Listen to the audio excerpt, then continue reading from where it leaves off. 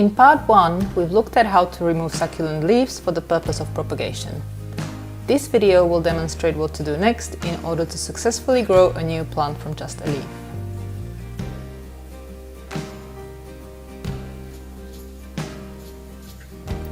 I've plucked these leaves just now. It will take anywhere between 2 weeks to 2 months for new growth to start happening.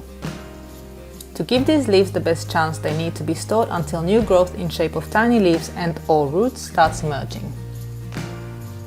There's a good variety of leaves here, and this storage method will see the majority grow.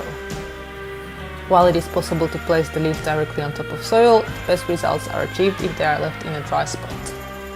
I use propagation trays, as here at the nursery we do high volumes of leaves, but smaller things such as takeaway food containers or lids can be used as well. The benefit of using a tray is that the leaves will stay dry. Some, but not all succulents can be a bit sensitive to humidity, and placing leaves of such succulents on damp soil can see them rot. For best results, the leaves should be spaced out a little and not sit on top of each other, as this could also cause rotting in the more sensitive types.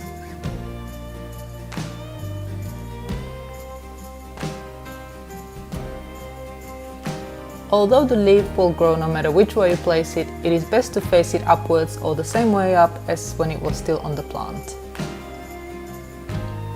When leaves are placed upside down, the new growth can start pushing against the tray or twisting. Some plants will correct their growth, but some can also get a bit confused and deform.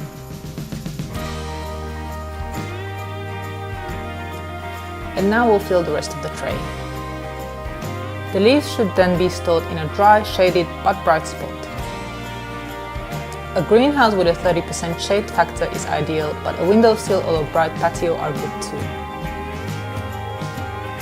The leaves should not be exposed to direct strong sun, as the UV can easily burn and kill them. Morning sun or gentle early spring sun are unlikely to hurt the leaves. Watering at this stage is discouraged, as it could introduce fungal diseases. Our leaves are stored in small igloos like this one. They are waterproof, dry and additionally shaded by 30% shade cloth to stop the strong Australian UV.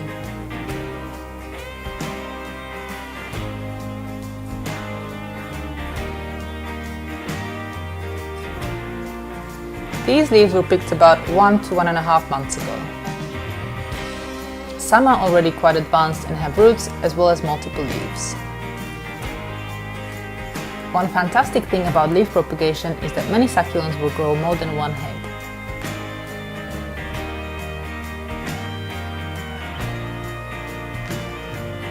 The roots are now searching for soil to draw nutrients from. It is not, however, unusual for the roots to come much later and vice versa. The roots may sometimes come long before any new leaves. All of these leaves are now ready to be planted. You can use trays, pots and even plant right in the garden. I prefer to start off with a tray followed by pots when the leaf babies are quite a bit bigger. Planting the little leaves is incredibly easy, and there is no need to overthink this process. Where there are roots, a small hole can be made to push them in. But even if the leaf is just sat on top of the potting mix, the roots will find a way in.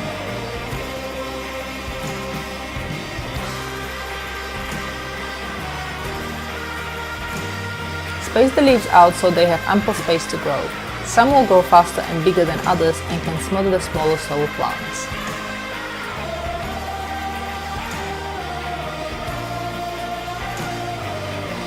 Even tiny leaf babies like these can be planted to speed up the root growth. Simply pop them on top of the potting mix.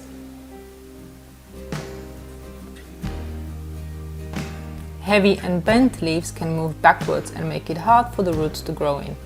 I usually rest such leaves against the back of the tray.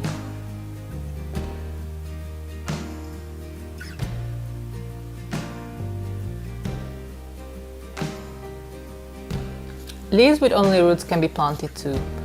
The leaf growth should follow in a week or two.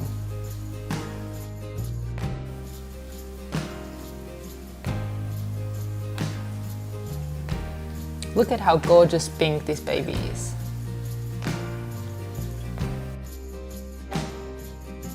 The plantlets draw energy from the leaf to grow and can survive without water or soil for some months. But once the leaf is all dried out and dying off, the leaf baby is in danger and can die too if not planted soon.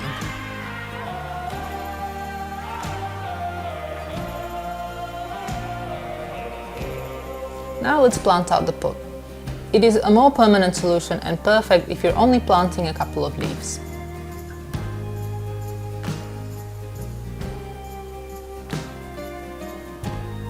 The leaf babies in this tray are approximately 3 months old and most are ready to be potted up. The variety is Graptoviria tutubans and its leaves grow quite fast. The original leaves are still attached to the new plant and it is best to leave them on until they die off on their own. Separating the leaf while still plump can cause the roots to stay on the leaf or the new growth can completely fall apart. The root system here is now big enough so the plant can fend for itself and the little plants will benefit greatly from being planted in a bigger pot with fresh potting mix.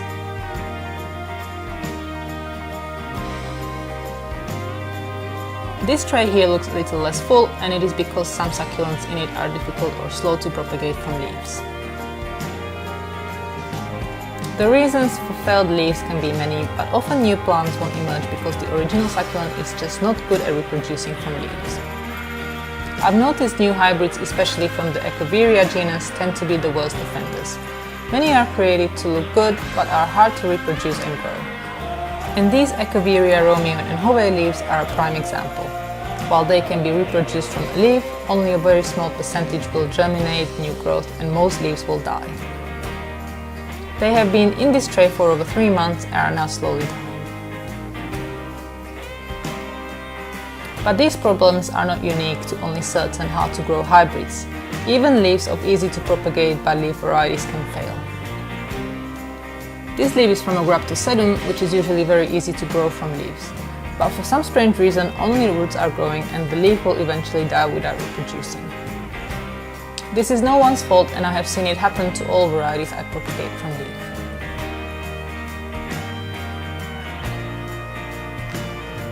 Leaves can also fail when they are taken off in the wrong growing season and the plant is dormant, or when the leaf is broken. Watch part 1 on how to remove leaves correctly. Another reason is the leaf exposed to direct hot sun or the leaf rotting due to too much water, humidity and fungal disease.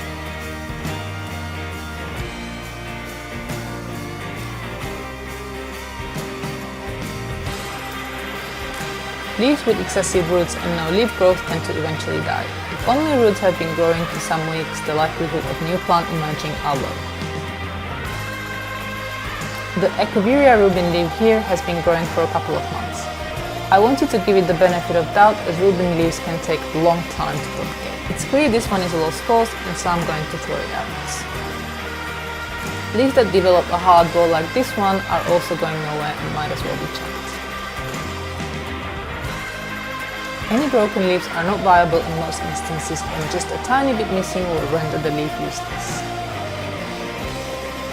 The leaf has to come off the stalk completely intact and leaves like this one will just rot or dry.